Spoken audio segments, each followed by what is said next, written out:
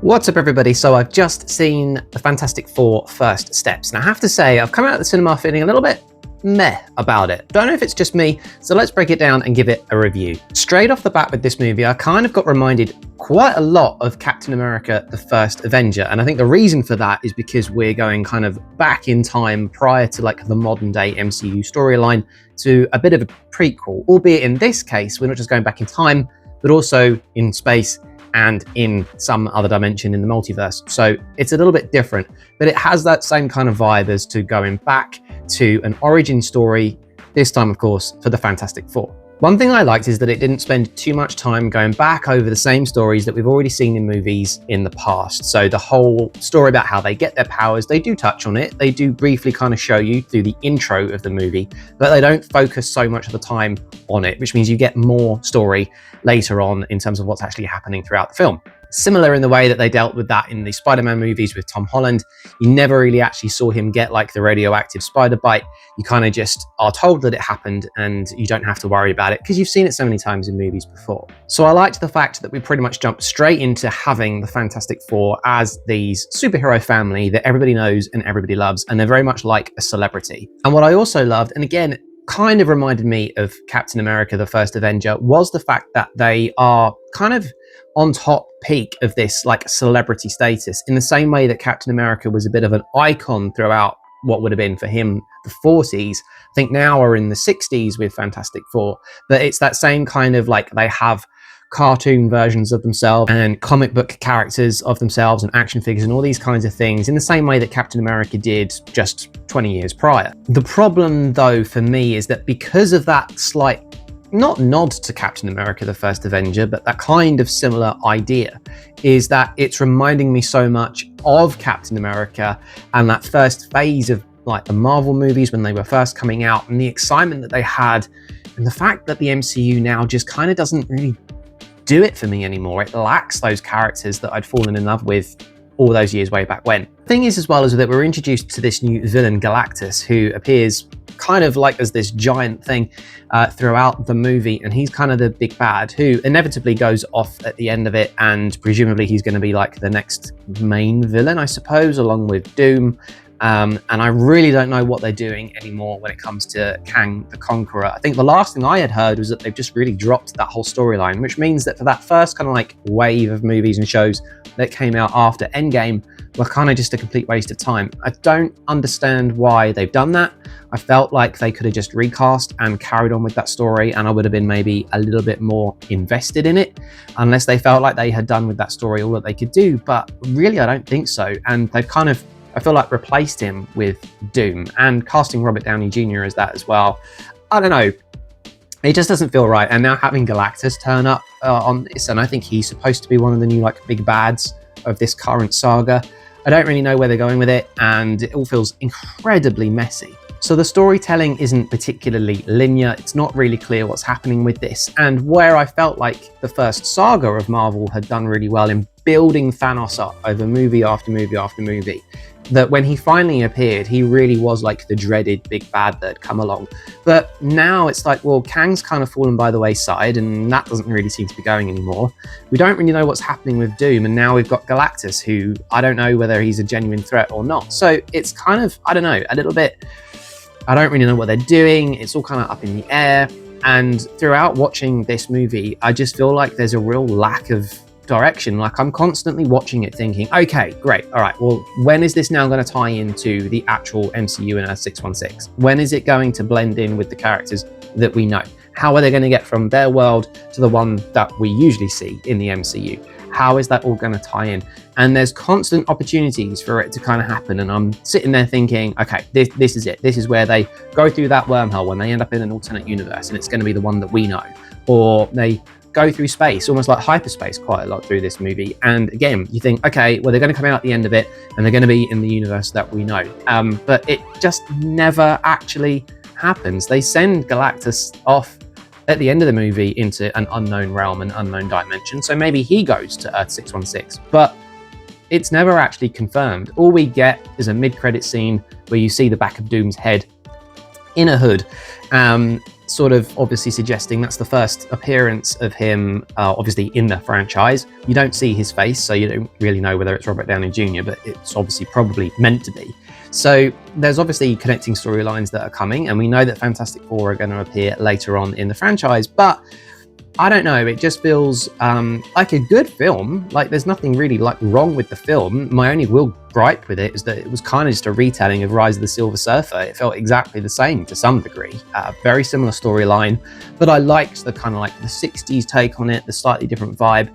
And the portrayal by the actors I felt was really good as well. The characters were done really good justice, actually. I felt they were really cool. And it definitely was like so much better than like the last Fantastic Four movie that we'd had.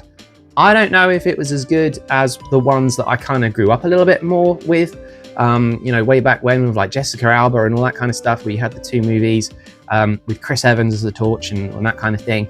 I kind of feel like those movies just appealed to me at that time more than what this one does to me now. There's also like a constant bit of mystery going on in this movie, because throughout the storyline, it's basically centering around the fact that Sue and Reed Richards are having a baby, and for whatever reason, Galactus is willing to trade the baby for Earth. He wants to devour the Earth, but he won't do it if they hand over their baby. And you're kind of thinking, well, what's so special about the baby?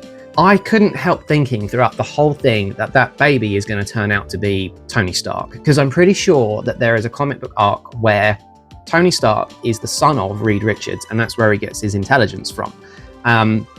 And there's also, obviously, in the comic book arcs, like a crossover that happens when Tony Stark becomes Doctor Doom. So I kind of was just going along with the idea that maybe Galactus is willing to trade Earth for the baby, because the baby is going to be Tony Stark / Doctor Doom. And the idea is that that child will become his replacement. So Galactus can kind of rest, I suppose, retire, die, whatever. He kind of is consumed by this constant need to devour planets and life, but he kind of wants to hand that over to a successor so that he presumably doesn't have to do it anymore. And I'm thinking, well, what's so special about this child? It's never actually shown to us. It's never actually revealed. We never find out who this baby is supposed to be, or what his role in any of this is, or what even powers he has. It's kind of hinted and suggested at some point later on in the film, when Sue Storm sort of dies, that the baby is then able to kind of resurrect her. So is that his power? We don't know, but I kind of, the whole time I was watching it thinking, well, that's just going to turn out to be Tony Stark, and that's going to be the alternate version of Tony Stark that becomes Doctor Doom. The thing that confuses that idea, though, is that in the mid-credit scene, when we see the back of Doom arrive for the first time in the MCU, he's talking to the baby. So is he talking out of time? Is it something that he's traveling from another dimension or through time, talking to his younger self? Is that what's actually happening there? I don't know. It'd be a bit of a twist, but I do think that that child being Tony Stark does make sense and ties in with some of the comic book stories. So there is a massive amount of question marks over what's going on, both in the story, the plot, the overriding arc. There's so much I don't really know and don't really understand about what's happening. Who's supposed to be the bad guy? Where does Galactus go at the end of it? The way that they effectively defeat him in the end without giving up their baby is to essentially trap him in this machine that means he gets pulled through a wormhole and goes into some alternate universe, which I imagine could end up being, Earth 616, so that the Avengers as we know them have then got to deal with that. But it isn't confirmed. We never actually see where he ends up. All we know is that it happens because of the help that the Fantastic Four eventually get from the Silver Surfer, just in the way that eventually Silver Surfer helps them in the older movie. So again, there's a lot of parallels going on with those two films. Sue Storm sort of dying in amongst the storyline at the end of it during the big battle that happens in the climax of the film, I kind of felt like it was a bit inevitable that some way or another she was going to come back. It's portrayed it's really drawn out that she's dead and that she hasn't survived this final fight with Galactus. But you kind of feel like, well, all these cast are coming back for the Avengers movie. So is that a case of like her being an alternate version? And this is the thing, because okay, in the end, she doesn't die. She gets revived by her baby. But it's a bit like, even if she hadn't have done, things don't matter anymore, because the multiverse and all these different variants of the same exact characters, it just feels like the weight of ceasing to exist just doesn't happen anymore. Like if a character goes, they just come back. When Iron Man passes away in Endgame, it's massively upsetting, it's hugely traumatic for the audience, and it's big drama, and it's so emotionally investing. Well, but now it doesn't make any difference, because if he goes, well, another one's going to come along, and that is exactly what's happening. We are going to see another Tony Stark.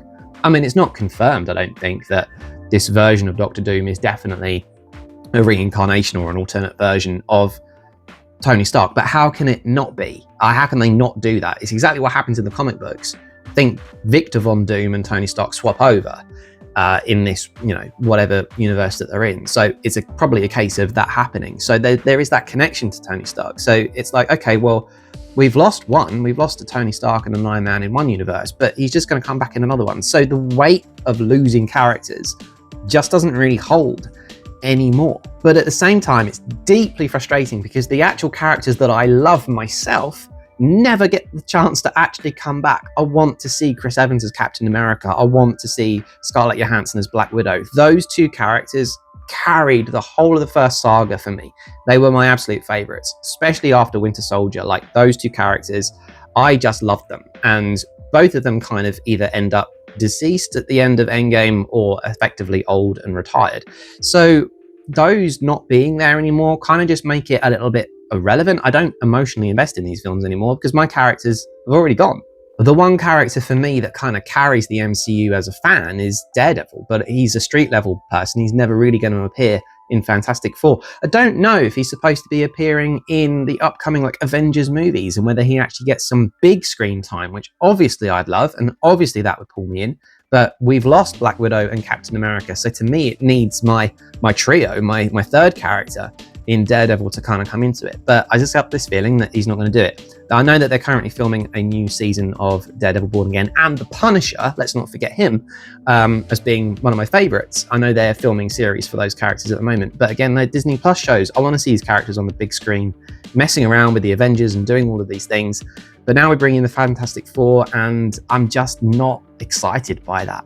Maybe it's a villain problem. Maybe Thanos was just so good as a villain that no matter what they do, it's just not going to carry that gravity. And even if it somehow does manage to carry the same weight, maybe it just doesn't mean anything anymore because of the whole multiverse thing. I don't know quite what it is, if it's the loss of the characters that I really deeply loved, or whether there's just some kind of burnout happening. The MCU now for me just doesn't really sell. In fact, I think this comes out in the podcast that me and Pippa have done recently. I still haven't seen Thunderbolts. I'm still waiting for that to come out on Disney Plus. It had a really short cinema run to the point where I think that it kind of flopped. It's one of the worst performing Marvel movies. I know Pippa has seen it, so I need to catch up. But while I was sitting in the cinema thinking, okay, I'm sure it's not just Thunderbolts I'm missing. There's something else I haven't seen, and I'm having to sit there, rack my brains and think, what have I not seen? And the answer is Ironheart, and the thing that made me think about that was Mephisto. Not that he appears in this, but the character just came into my head. And I sort of think that maybe it's just too watered down. Maybe the Disney Plus shows feel both disconnected and connected at the same time. There's just almost like too much. We used to get maybe 2 to 3 movies per year. Now it's the same, if not more, plus 2 or 3 shows as well. And okay, great when they're Daredevil, but it's kind of, I don't know, there's just something going on at the moment where I feel like they're pushing too many storylines that don't really seem to be connected. And where the Fantastic Four go with this from now, we don't know, because at no point do they ever move over to the multiverse that we are in. So there's a real disconnection with it. But as a film, as a standalone thing, if you were just going to watch it by itself, completely removed from anything else to do with the MCU, it is a good movie. It's definitely, I think, more enjoyable than Captain America: A Brave New World. I would say that's slightly more my Marvel niche though, so I did have some enjoyment for that. Thunderbolts I can't say because I haven't seen it yet. And as far as the shows go this year, well, Daredevil was great. I absolutely enjoyed that. There was only one episode throughout the whole series that felt like it was filler. The rest of it was just brilliant and peak, and I cannot wait for the next season of that and the next season of The Punisher as well. But I do need to see Ironheart, so maybe I will give that a go next and just try to kind of keep on going with it, because I do have faith in the writers, particularly the Russo brothers. So I know that when the next Avengers films come out, I know I'm going to want to see them. I know I'm going to be invested. And maybe it just needs a little direction at the moment where I feel like it's not quite working. So with that said, Fantastic Four, very good film, very good acting, visual effects were great, action sequences were okay. The storyline and the pacing is all over the shop. Like, it really is up and down and up and down. If you can kind of just ride the wave of the momentum with it, it doesn't really detract too much. The storyline is kind of predictable a little bit. Silver Surfer seemed like a bit of a wasted character as well, and again just does exactly what we've seen that character do in previous movies. But as a Fantastic Four film, I felt like it was definitely one of the best, and I did enjoy the kind of like the 60s theming of it, which made it feel quite fresh and quite different from what we'd seen before. Shout out for Herbie as well, because he's a very cool android, robot, machine, whatever you want to call him, and I've always got time for some droids. So there we go. I had very mixed feelings and reactions coming out of just seeing the Fantastic Four. So let me know what you think. Did you like it? I do think it's a good film. I did actually like the film. It just constantly makes me think at the moment about where the MCU is and what's actually happening and what's going on. And the answer is, I've got absolutely no idea, which is why I feel a little bit meh overall about the film. But as a standalone, as I say, it's pretty good. So yeah, leave a comment. Let me know. What did you think? And on that kind of terrible disappointment, it is time to end. So thank you very much for watching. We'll see you guys in the next episode. The vlog is over.